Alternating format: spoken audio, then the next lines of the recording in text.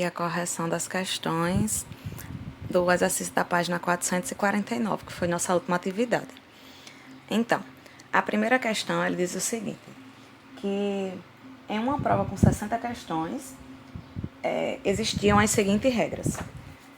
Para cada questão correta, o candidato ia ganhar 4 pontos. Para cada questão incorreta, o candidato iria perder 2 pontos. E para cada questão em branco, o candidato perderia 1 ponto. E aí, Yasmin fez essa prova e quando ela verificou o gabarito, ela percebeu que tinha acertado 40 questões e errado 15. Vamos observar uma coisa. Se ela acertou 40 questões e ela errou 15 questões, isso aqui me dá um total de 55 questões, não é isso? Só que a prova ela tinha quantas questões no total? Não era 60?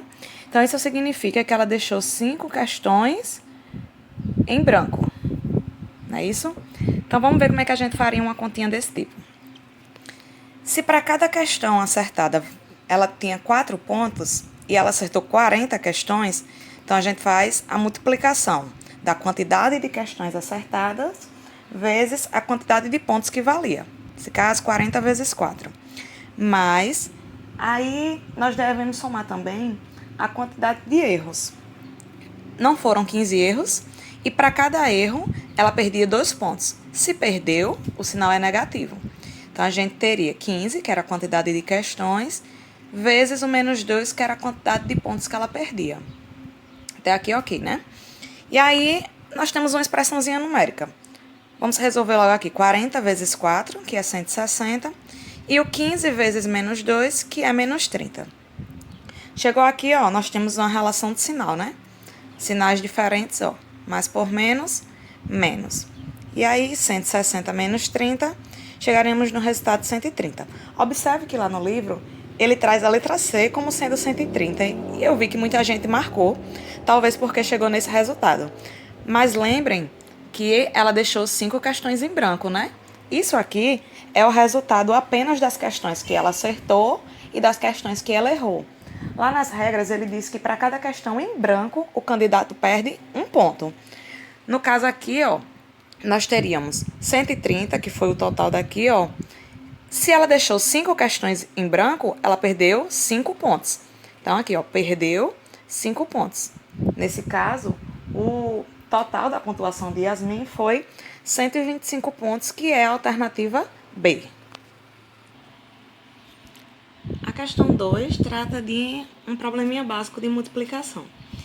Renata foi passar um ano novo em Recife com sua família e, ao chegar de volta em casa, resolveu organizar as fotos que tirou. Para isso, ela comprou um álbum com 48 páginas, cada um comportando 14 fotos de tamanho reduzido. Quantas fotos Renata conseguiu colocar no álbum, sabendo que ela completou totalmente? O que é que ele está dizendo? Que em cada página cabem 14 fotos e que o total de páginas eram 48. Então, como é que a gente resolvia essa questão? O probleminha básico aqui, ó, de multiplicação. A gente iria fazer o total de fotos vezes o total de páginas. Nesse caso aqui, 48 vezes 12. Então, nós chegaríamos nesse resultado aqui, ó. 4 vezes 8, 32. 1 vezes 8, 8. 1 vezes 4, 4. E aí a gente soma o total, né? 2, 9 com 8, 17. Vem 1, 4 com 1, 5, com 1 que subiu, 6. Que é justamente a alternativa C. A questão 3 diz que um jogo utiliza 2 dados de 6 faces diferentes. Então, o primeiro dado apresenta essa sequência aqui e o segundo dado essa daqui. E cada jogador deve lançar os 2 dados ao mesmo tempo e depois multiplicar os resultados. E ele diz que um jogador teve o menor valor possível e outro jogador teve o maior valor possível. Ele quer saber qual é a diferença de pontuação obtida entre esses jogadores. A primeira coisa, a gente tem que multiplicar esses números aqui, né? Do primeiro dado com o segundo dado e ver quem é o maior valor possível. O maior valor possível vai ser os 2 maiores valores positivos, não é isso? No caso, 5 vezes 6, que eu até circulei aqui. Então, 30 foi o maior valor. E quem seria o nosso menor valor possível? A gente poderia pensar que era multiplicar os negativos, mas observe que quando você fosse fazer as multiplicações, você ia chegar no resultado, ó, que menos 6 vezes 6 daria menos 36. E esse seria o menor valor possível. Só que aí ainda não termina, né? O que é que ele quer? Ele quer a diferença entre esses dois valores. E o que é a diferença entre os dois valores? É uma subtração dessas duas pontuações, né? Tá um parêntese aqui para organizar. Eu fiquei 30 menos o menos 36. Eu sei que esses dois sinais aqui, eles serão positivos, né? Ele vira um mais. Menos por menos, mais. Então, eu vou ter 30 mais o 36. Isso fica igual a 66, que é a alternativa C. Questão 4, nós temos um probleminha simples, né? De divisão. Carla faz empadinha para vender e precisa empacotar 96 delas para entrega. Se cada caixa acomoda 8 empadinhas, de quantas caixas Carla vai precisar para a entrega? Vamos lá. Eu sei que cada caixa cabe 8 empadinhas. E no total ela tem 96. Então, eu estou 96 empadas para dividir para 8, né? Que seria a quantidade de que cada caixinha acomoda. Então, eu armei aqui já a divisão, certo? Eu tenho que 9 dividido para 8 é 1 e resta 1. Baixa o 6 aqui, né? Eu tenho 16 dividido para 8, que é 2 e não resta nada. Portanto, alternativa C, que seriam 12 caixinhas. Essa questão 5 aqui, ela é bem demoradinha, certo? A gente tem que fazer ela com muito cuidado, porque ele dá muita informação. Então, olha só. Joana trabalha em uma empresa de laticínios e recebe 110 por dia trabalhado. Sabendo que ela trabalha 6 dias por semana e gasta em cada uma delas R$250, quanto sobrará para a Joana após trabalhar 15 semanas completas? Qual é a primeira informação que nós temos? Que ela ganha 110 por dia trabalhado e que ela trabalha 6 dias por semana. Então, qual é a nossa primeira continha a ser feita aqui, né? É saber quanto ela ganha por semana. Então, vamos lá. Eu sei que ela ganha 110 por dia. Então, eu multiplico isso aqui por 6 para saber quanto é que ela ganha por semana, né? Então, ela ganha aqui, ó, 660 por semana.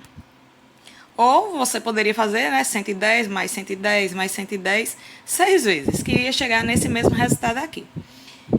A próxima continha a ser feita é porque ele quer saber aí, em 15 semanas completas, o problema ele quer saber o que é que acontece em 15 semanas completas, né? Então, eu vou pegar isso aqui e multiplicar por 15, para saber quanto é que ela ganhou durante 15 semanas. Quando vocês fizerem essa multiplicaçãozinha aqui, vocês vão chegar nesse resultado, ó. Aí, vamos lá. Eu já tenho aqui o que ela ganha por semana, foi 660, e o que ela ganhou em 15 semanas, foi 9.900. Só que a nossa questão diz que ela gasta R$250 durante a semana. Então, toda semana ela vai lá e gasta R$250. Então, vamos fazer isso aqui para ver quanto é que ela gastou nas mesmas 15 semanas. Quando vocês fizerem essa multiplicação, vocês vão chegar no resultado de 3.750. Então, vamos recapitular aqui quais são as informações que nós temos até agora. Nós sabemos que ela ganha 660 por semana.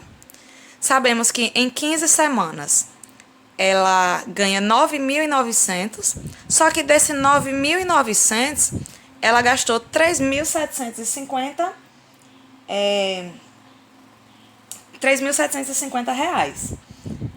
E ele quer saber, no final de tudo, quanto é que Joana vai receber de dinheiro. Quanto é que ela vai ter no total. Então, o que é que a gente faz? A gente pega o que é que ela ganha durante essas 15 semanas e subtrai o que é que ela gastou nessas mesmas 15 semanas. Então, tá aqui. armei, né? 9.900 menos 3.750. Quando vocês forem armar essa continha aí, vocês vão chegar nesse resultado aqui, ó. R$ 6.150, que é a nossa alternativa D. Essa questão 6 era uma análise de informações que eu pedia para vocês fazerem. A primeira análise era a seguinte questão. Todo número inteiro não nulo, ou seja, diferente de zero, elevado a um expoente par, resulta em um número positivo. A gente viu em aula que sim, qualquer número, seja ele positivo ou negativo, a partir do momento que ele é elevado a um expoente par, ele é um número positivo, sim. Então, essa primeira questão, ela é verdadeira. A questão 2 diz, todo número inteiro não nulo, mais uma vez, diferente de zero, elevado a um expoente ímpar, resulta em um número positivo. Então, vamos lá. A gente sabe que isso aqui não é verdade. Por quê? Vamos supor que eu tenha aqui, sei lá, menos 3 elevado a 3. Então, ele disse um número que seja diferente de zero e elevado a um número ímpar. E ele diz que isso aqui me dá um número positivo. Vamos pensar aqui. Menos 3 elevado a 3 é menos 3 vezes menos 3 vezes menos 3. Isso vai me dar menos 27, né? Porque, olha só, menos 3 vezes menos 3 vezes menos 3. Se a gente for fazer a relação de sinal aqui, ó, menos por menos mais, mais por menos, menos. Então, essa segunda questão aqui, ó, ela é falsa até demais. Vamos para a terceira alternativa. Ele diz que todo número inteiro que é negativo, elevado a um expoente ímpar, resulta em um número negativo. Sim, né? Porque é justamente o que nós fizemos agora. E no livro, não lembro a página agora, mas a gente viu em sala que isso realmente acontece, né? Tem umas regrinhas aí para essa questão de expoente par, expoente ímpar, né? Então, a gente poderia fazer essa análise também de acordo com o que a gente viu lá no nosso módulo 3, módulo 4, né? Em relação a essa questão. Por último, nós temos aí a quarta afirmação dizendo que todo número positivo elevado a um expoente ímpar resulta em um número negativo. Isso aí é falso, né, gente? Pelo amor de Deus. Ele diz que todo inteiro positivo, vamos pegar, sei lá, qualquer positivo aí, 5. E ele diz que isso aqui elevado a um expoente ímpar, vamos botar 5 elevado a 3, por exemplo. Ele diz que isso dá um número negativo. Não, né? Que eu tenho 5 vezes 5 vezes 5. E isso tudo aqui me dá 125 positivo. Então, não é todo número inteiro positivo, que ele ainda disse que esse 5 era positivo. Então, nenhum número positivo, mesmo que elevado a um expoente par, ele vai me dar um resultado negativo. Também é uma das regras que nós vimos lá no módulo 4. Então, essa questão aqui, ó, é falsa também. Então, nós só temos que a alternativa verdadeira são as alternativas 1 e 3, né? Nesse caso, vocês marcariam lá, na questão 6, ó, a letra A. Por fim, nós tínhamos a questão 7, né? Nossa última questão, que era sobre potências, certo? A gente tinha que relembrar aí algumas propriedades da potência vistas lá no 6º ano. E ele pedia para a gente simplificar essa expressão aqui, ó. Então, vamos lá. O que é que a gente sabe de multiplicações de potências de mesma base? A gente sabe que a gente repete a base e soma os expoentes, né? Mas observe que nós temos aqui, ó, uma potência de potência. Então, o que é que a gente faz? A gente multiplica os expoentes, né? Tanto aqui, ó, como aqui. Outra potência de potência, e aí eu multipliquei. Então, nós teríamos menos 2 elevado a 5, menos 2 elevado a 4, menos 2 elevado a 18, tá? Porque eu já fiz essa multiplicação aqui agora, então.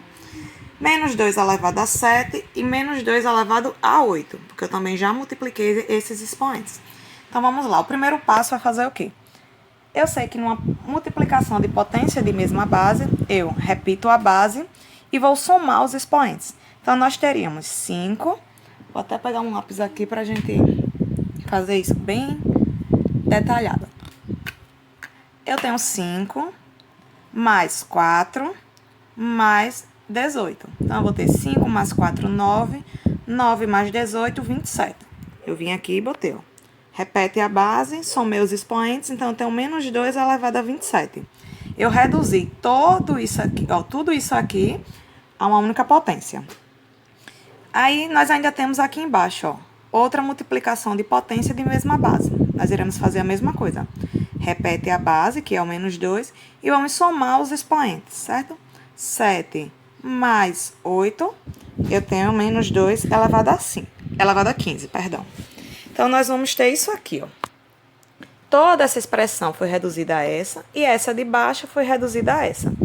Então, aqui a gente teria que lembrar de outra propriedade da potência vista lá no 6º ano, que divisão de potências de mesma base, o que é que a gente faz?